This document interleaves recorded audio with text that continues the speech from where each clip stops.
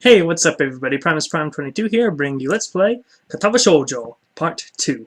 Last episode, we were invested by Iwanako, and then we had a heart attack. And now we're being informed that we're going to, a disabled school. I don't remember the name of it, but, alright, here we go. At the very least, I'm trying to see what my new life will look like. First line, and we've already messed up. At the very least, I'll try to see what my new life will look like. Right translation? I couldn't have gone one line of dialogue last episode.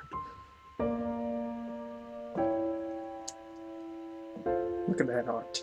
Act 1, Life Expectancy. Like around 70 to 80 years. Maybe that was a hard... well... we'll see.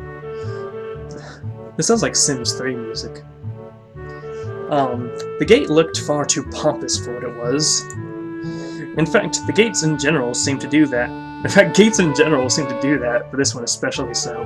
Those gates! Red bricks, black wrought iron, and gray plaster, assembled into a whole that didn't feel welcoming at all. Yeah. I wonder if it looked like what a gate for a school should look like, but couldn't really decide. Probably no. I've never really seen a gate in front of a school.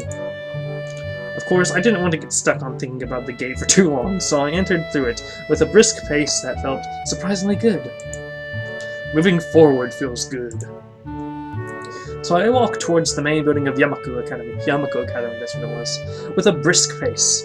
I'm alone, as my parents are taking my stuff to the dorms, and there's supposed to be someone waiting for me.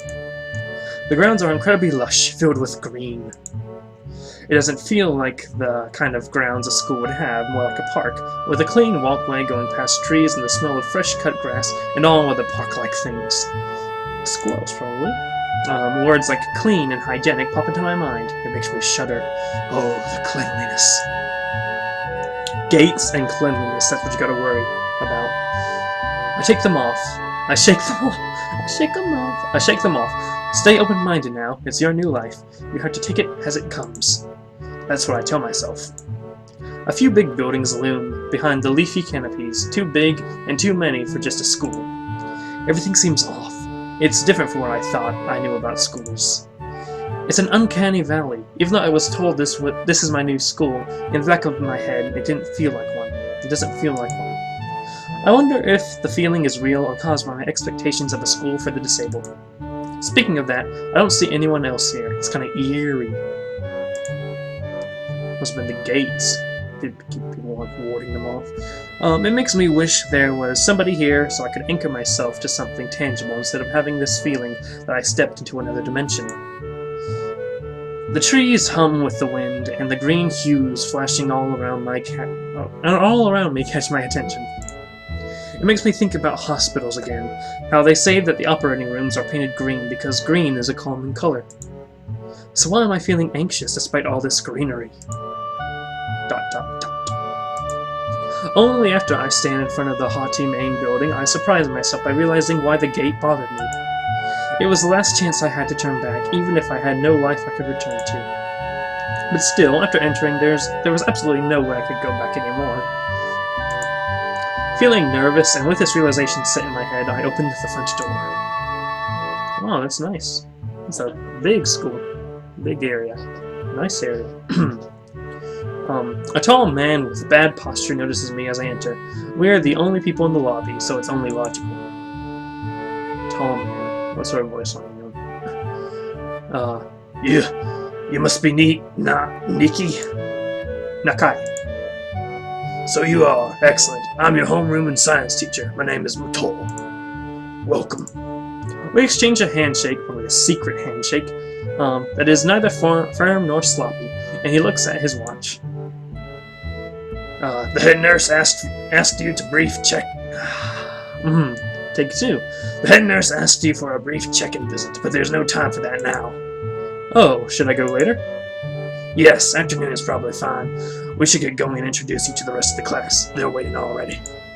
Waiting for me? I don't really like being the center of attention, but I guess it's inevitable in a situation like this. Get the old stereotypical anime introduction scene. Somehow, not knowing what is waiting for me makes me feel really nervous. Thinking of this, I almost miss what the teacher is saying. Do you want to introduce yourself to the class? Okay. Yeah, of course, or why? Well, of course, like... Hey guys, I've been here this whole time. Just don't be bothered by my presence. Yeah, of course. Yeah, sure, I mean, isn't that normal? Of course, not everyone likes to be at the center of attention. I'm probably one of those people, but I guess I should be the one to give the first impression of myself. Right, but it's no problem. Let's go then. My heart is pounding in my chest, and it keeps me thinking about my condition as I follow the teacher up the stairs. The third door down the third floor corridor is marked as the classroom for class 3-3. Matol, better than class 2-2. Matol opens the door and enters. Good morning, everyone. Sorry I'm late again. I hesitate for a split second at the door, freezing on the spot. Ah, get a grip. This is a big step, I know that. But there isn't any point to worrying so much about it, at least not this soon. Oh look, it's classroom songs. We have a person with a half face. Person just showing a little cane over there. Almost Haruhi Suzumiya looking person over here. Almost Ami Kawashima from Toradora looking person over here. I follow the teacher into the classroom and look around, partially so I won't have to meet the curious gazes of my new classmates. It's pretty spacious. The ceiling is unusually high and there are a lot of space left over around and in between the desks. The entire wall, taken up by blackboards and the high old-fashioned windows, only make it seem larger. The students' desks are just standard wooden desks, and a shelf underneath for books and wooden chairs with metal frames. Simple and efficient. I stop walking in front of the classroom and face the other students. They all look normal, like students in any other school. But then, why would they be here? All look normal. I mean, the half-burnt person doesn't make it feel weird. Yeah. They're probably like me and have something wrong with them, only it's just not immediately obvious. Then I notice one of the girls seems to be missing a thumb of her right hand. It's a little jarring. Oh, we're getting a pan. We have Shizune over here. I played through her route. Oh my, what is that back there? Okay. Misha. Pretty unnoteworthy other characters. Oh, prosthetic legs here. Interesting. I wish more of these characters would have shown up in the actual story, but that's just me. Despite the natural tendency to listen when someone's talking about you, I tune out the teacher's speech halfway through while he introduces me to the class. I notice a flash of dark hair and I see that someone is looking at me. A girl with really long, straight hair and that is pretty eye-catching. As she sees me looking back at her, she covers her face with her hand, as if it will make her invisible. There's one boy with a cane leaning against the lockers at the rear of the class. It's weird seeing someone so young with a cane. Another girl seems to be making some weird hand motions. Sign language? She peers at me over the rims of her glasses, then goes back to whatever she's doing. She's kind of cute, so is the cheery looking girl with pink hair sitting next to her. She's really hard to miss. I don't know how I didn't notice her at the moment I walked in. You always have to have the pink-haired anime girl. Please welcome our newest classmate. He claps his hands, and so does everyone else, except one girl in the first row who has only one hand. I cringe a little, but hide it by bowing in thanks for this applause I did not deserve. A collective silence tells me that I should open my mouth now. So, I'm Hisao Nakai. And after that, my hobbies are reading and soccer. I hope to get along well with everyone, even though I'm a new student. And after that, I'm being so boring. This is exactly like every self-introduction ever, including an anime. I should say something more exciting. I end up saying nothing, and the teacher picks up from there.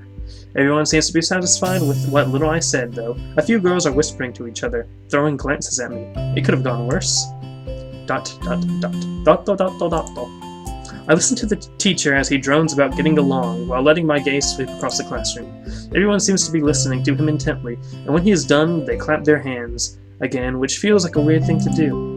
The first row girl claps on this round, with her one hand against the other wrist that ends in a bandaged stump. It makes me feel a little bad. We're going to be doing some group work today, so that'll give you a chance to talk with everyone. Is that okay with you? Yeah, it's fine with me. No, teacher, you can't tell me what to do. That's good. You can work with Hakamichi. She's the class representative. She can explain anything you might want to know. And who else would be able to do that better, right? How could I know? The teacher passes out the day's assignments and announces that we will be working in groups of 3. It hits me that I don't know who Hakamichi is. Slow, the teacher seems to catch my helpless expression. Oh, right, Hakamichi is right there. Shizune Hakamichi. As he calls out her name, the cute, bubbly-looking girl with bright pink hair and gold eyes waves her hand up. I take a seat next to her by the window. Hey, I guess you're Hakamichi, right? It's nice to meet you. Oh god, how am I going to do this voice? I can't do voices. What? I'm caught off guard by her laughter. It's nice to meet you too, but... That doesn't sound anything feminine.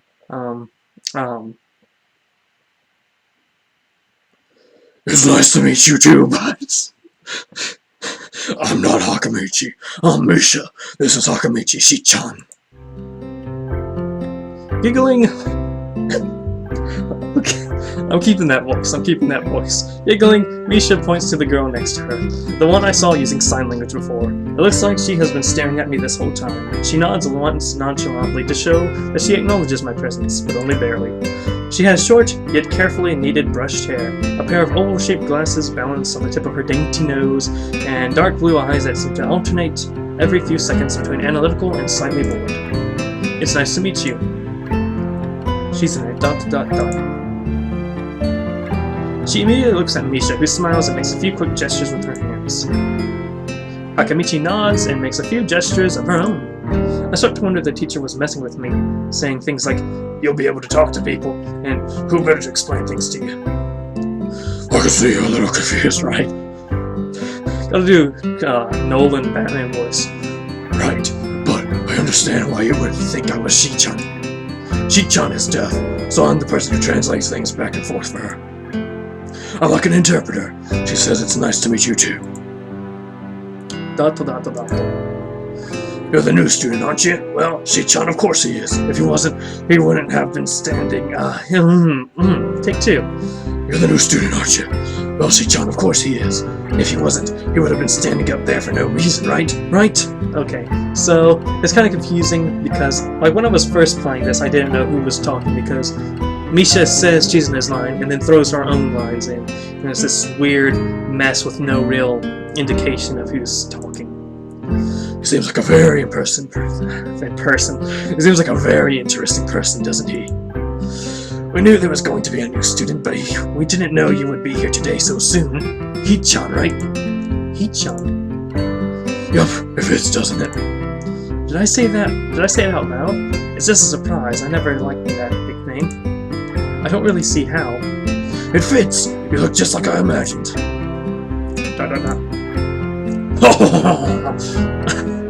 Yeah, you look just like a He-chan. I wonder why everyone seems to think so. Hakamichi taps her fingers on the desk to get Misha's attention. They gesture back and forth to each other excitedly, their hands a blur. Misha seems a little overwhelmed.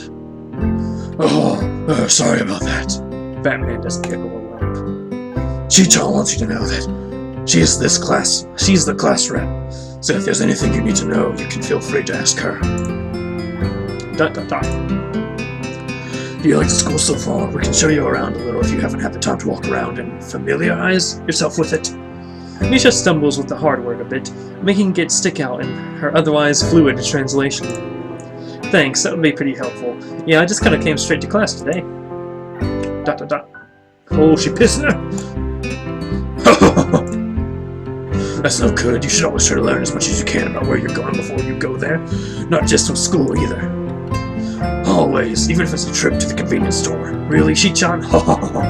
Again, it gets confusing who's talking and who's not. Learn about where you're going? I guess I didn't bother to do that, or just didn't care enough to do so. I didn't look forward to this, even if I committed myself to go along with it, half-buttedly. But anyway, again, I don't cuss here. We keep it family-friendly here at Primus 22. I hope. I don't say anything, and Misha signs something that ends in a shrug. What was that? It seems like it was about me. I feel like slumping over at my seat. Both of them were smiling, but that shrug hit me unexpectedly deep. You look down. Are you okay? Dot dot dot. Don't take it the wrong way, please. I hate it when people are afraid to ask questions. That's how people learn things, by asking. Asking for help is perfectly normal. As much as needing help. Stop looking like you just failed a test. Alright. Dot dot dot.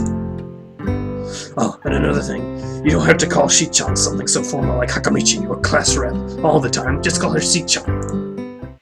Dot dot dot. Okay, maybe that's too casual. Maybe Shizune would be more appropriate. Dot dot dot. Yep, Shizune is fine. Okay, that'll be a lot easier for me. I feel a lot more at ease. Both of them seem so friendly, so I would feel like an idiot for being so apprehensive earlier, especially about Shizune, who I assumed would be all business. And I'm going to end it right there, folks. So, thanks for watching. Subscribe if you want. And, yeah, see you on the next episode of Katawa Shoujo. Have a good day, ladies and gentlemen.